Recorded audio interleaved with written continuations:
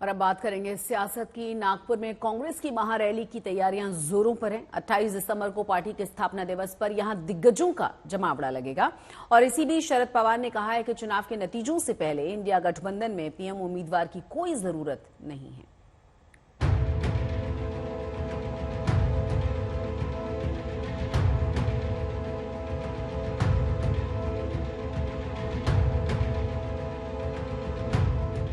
चुनौती 2024 की है।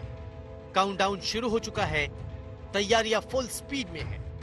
नागपुर में कांग्रेस की महारैली में 2 दिन बचे हैं। पार्टी के स्थापना दिवस पर विदर्भ से 2024 के लिए बिगुल फूंका जाएगा। विरोधियों को जवाब देने का एक मुख्य केंद्र है नागपुर, और मैं समझ जब कांग्रेस का पूरा नेतृत्व यहाँ जब आएगा तब इसके जरिए निश्चित तौर पर देश के हर मुद्दे पर, देश की कई समस्याओं पर, देश की कई उम्मीदों पर यहाँ से एक मैसेज चला जाए कि कांग्रेस अभी तैयार है सब ये फेस करने के लिए। इंडिया गठबंधन की पार्टियां अलग अलग जोर आजमाइश कर रही है, लेकिन मोदी को चुनौती देने के लिए एकता वाली गाड़ी पर जो गठबंधन तैयार किया गया है उसमें अब भी कई काठियां।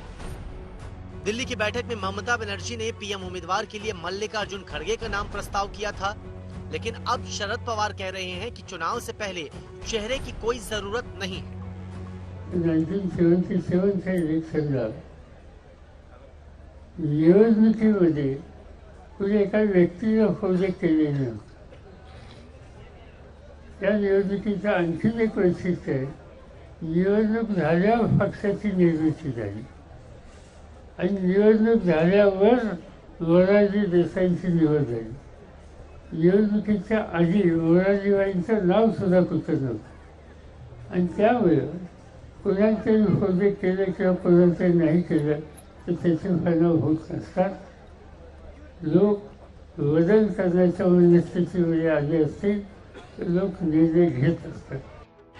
दिलचस्प ये है कि दिल्ली में इंडिया गठबंधन की बैठक से पहले सामना के जरिए चेहरों की वकालत करने वाले उद्धव गुट को शरद पवार के बयान में उम्मीदें दिख तो रही है, लेकिन दावेदारी अभी बाकी है। और हमारे पास एक से ज्यादा चॉइस है प्राइम मिनिस्टर के लिए। बीजेपी के पास तो एक ही घिसा पिटा चेहरा है 10 साल से 15 साल से, और क्या है। लोगों को चॉइस तो होना चाहिए ना। ये भी बन सकते हैं, ये भी बन सकते हैं, ये भी बन सकते हैं, राहुल गांधी बन सकते हैं, प्रियंका जी बन सकते हैं, उद्धव ठाकरे बन सकते हैं, या खड़गे साहब बन सकते हैं। इतने चेहरे हैं ना, उसमें से एक चेहरा आ जाएगा।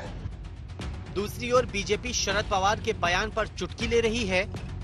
देखो, ये जो 24 की चुनावी चौपाल की चुहल और चकल्लस चल रही है, उसमें जो है वो कांग्रेस की खटारा गाड़ी में खुर्राट सवारी 24 का जो है वो चौक पे पहुंचना नहीं चाहते, बल्कि 34 के चौराहे का जो है वो रास्ता तय कर रहे हैं।